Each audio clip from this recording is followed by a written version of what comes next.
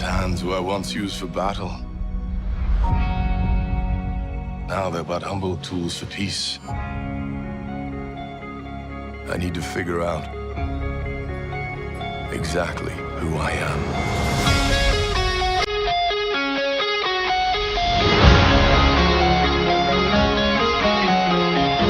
I want to choose my own path, live in the moment.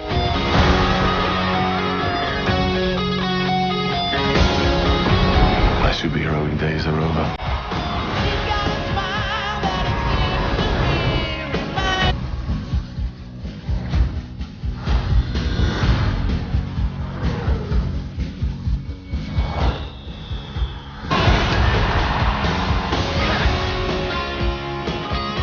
Remember what I told you?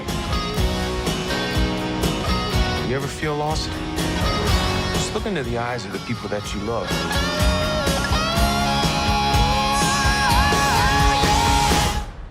Not me. What? Just listening.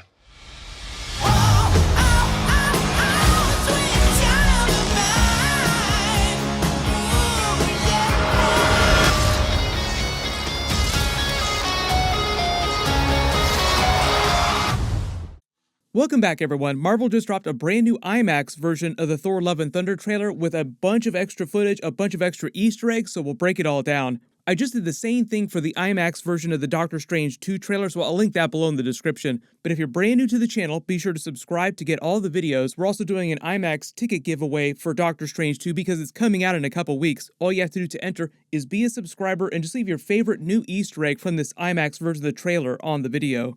But at the beginning part of the trailer, when they go through this montage and you get all the different versions of Thor and all his different costumes that he's worn, you see that classic looking version of the Thor costume from Jack Kirby's original Thor comics when he first debuted in Journey into Mystery. It seems like he brings back his gold boots through all the different versions of the costume. Like obviously by the time he gets to his last upgrade in the movie, that blue gold Rune King Thor looking costume, it's very gold and blue.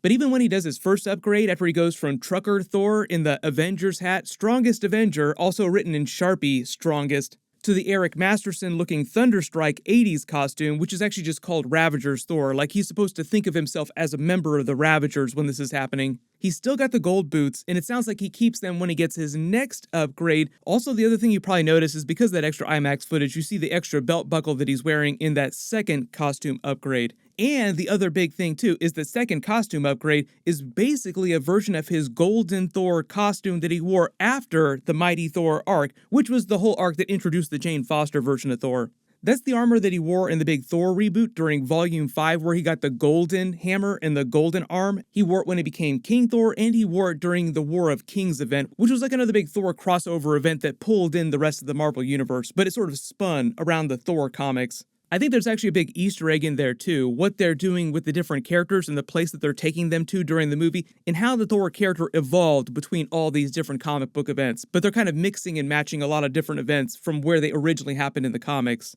Like, think about it this way, we all know that we're eventually headed for a giant Secret Wars event in the future of Marvel Phase 5, Marvel Phase 6, however soon they decided to do something like that. Because this is what's going on with the Thor character right now. So they're obviously doing the Mighty Thor arc from the comics where Jane Foster becomes a version of Thor. But the thing during that story arc, carrying through War of Kings and then up through Cosmic Thor more recently, they're kind of doing a version of Cosmic Thor in the background too here, is that eventually Thor realized that he was still worthy, became a version of King Thor, but then eventually got really tired, really bored with being actual king, and started dealing with way greater cosmic threats, like the Black Storm. He became the Herald of Galactus. That's when actual Cosmic Thor debuted. That version was almost as powerful as a version of Rune King Thor. Now, Rune King Thor, like I said, they're sort of mixing and matching Easter eggs from a bunch of different comic book story arcs going way back. He was a version of Thor who was also on the path to becoming a version of King Thor, but it was a very brief story arc where he became so powerful, so cosmic, that he sort of merged with the essence of the universe and was reborn, and things sort of rebooted Ragnarok style. So the whole idea during the trailer, Thor realizing his greater cosmic role, like, I need to find my place in the universe, is then putting him on the path to becoming a much more cosmic version of Thor, but obviously being just slightly different from what you saw in the comics. Chris Hemsworth said that he wanted to stick around as Thor in the MCU long term, but they need to find a way to evolve the character beyond a lot of the earthly concerns that he's had. He's been so preoccupied with what's happening around Earth, around Jane Foster. He's kind of neglected his duties as an actual god of the MCU, which is where you get to the Gorr the God Butcher storyline. A lot of the Gorr storyline is giving him that Rune King Thor storyline where it puts him through all these same types of trials that Odin went through when he was conquering the 9 realms and forming the Odin Force, becoming an actual god himself. And part of the reason for doing this is that so in the background, as they sort of spin up for their version of Secret Wars, when things become really crazy across the multiverse, Thor is much more capable, much more able to help and deal with these multiverse-level threats. There's a much better picture of the scene from the Gorr comics. This is directly taken from the comics when he and Korg are witnessing a god that Gorr has just killed, like they're seeing his aftermath. And this giant rat creature, who is a god, is actually one of Thor's friends in the comics, somebody who he knew. So this is him just learning how serious things are, but it seems like he doesn't totally know what's going on with Gorr yet, and this is what sort of sets him on the path to go back to New Asgard. Like, he's worried, he goes back for answers, and he lands there just after Gorr has already attacked, like it's in the middle of an attack here when this is happening. Jane Foster also happened to be there and also already got the hammer when he shows up. That's why he's so surprised, like he didn't see any of this happening. You also probably noticed the Ravager's costume that he wears. He has a brand new shirt underneath that Eric Masterson looking jacket. The design is sort of like a cosmic version of the design of the World Tree. He's also meant to be under a version of the World Tree when he's meditating on what he's going to do next, burying Stormbreaker in the ground. This isn't meant to be the actual World Tree, it's just meant to be like a really large tree. The World Tree is sort of like this metaphysical giant cosmic thing that connects all the 9 realms. But based on this extra footage, what seems like happens is that when he goes back to New Asgard, learns about Jane Foster becoming a version of Thor, learns what happened with Mjolnir being able to reforge itself because of Odin's enchantment just being strong enough, it seems like they all go with Korg to Mount Olympus to find out what's actually going on with Gorr to try and chase him down. And for those of you asking, there is a bit of confusion here between what happened in the Eternals movie, where they come from in the comics, where the Greek gods come from in the comics, because some of the Eternals are based on some of the Greek gods, but as we learned, that's all fakery. That's just the Celestials just creating this backstory for them.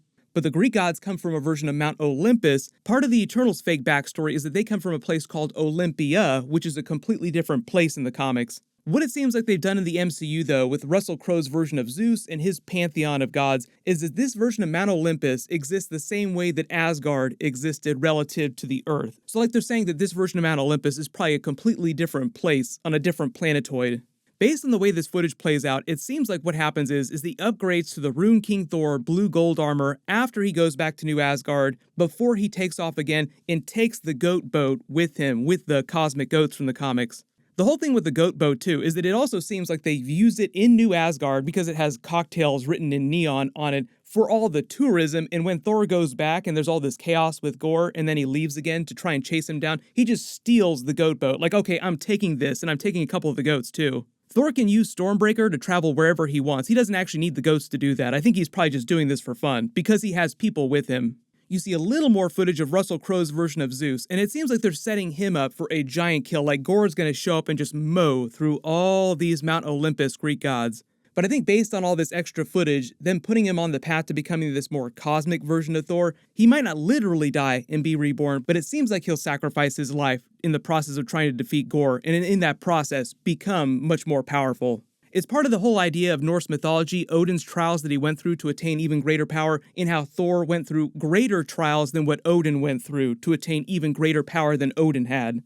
A lot of you also asking about Beta Ray Bill, so because I didn't talk about him in my previous Thor videos, the Corbinites, the race that he comes from, have already been featured in the Marvel movies recently, and Beta Ray Bill himself has already been featured in Thor Ragnarok. He was actually supposed to be featured on screen, but Kevin Feige said that they saw the footage of him and then realized that his storyline was going to be kind of short, so they decided to just save him for a storyline where they could feature him much more fully.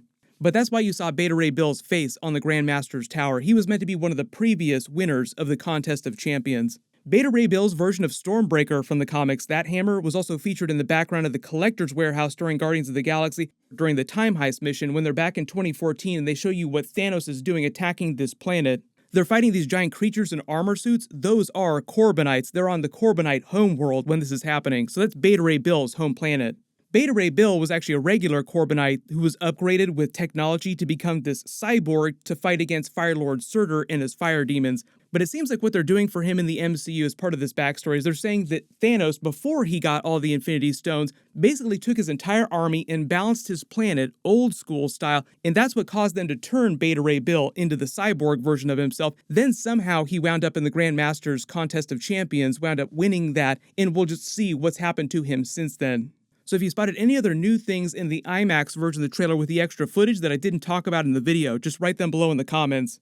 Everyone click here for my Moon Knight Episode 5 trailer video, and click here for my full Moon Knight Episode 4 video and Easter eggs. Thank you so much for watching, everyone stay safe, and I'll see you guys in the next one.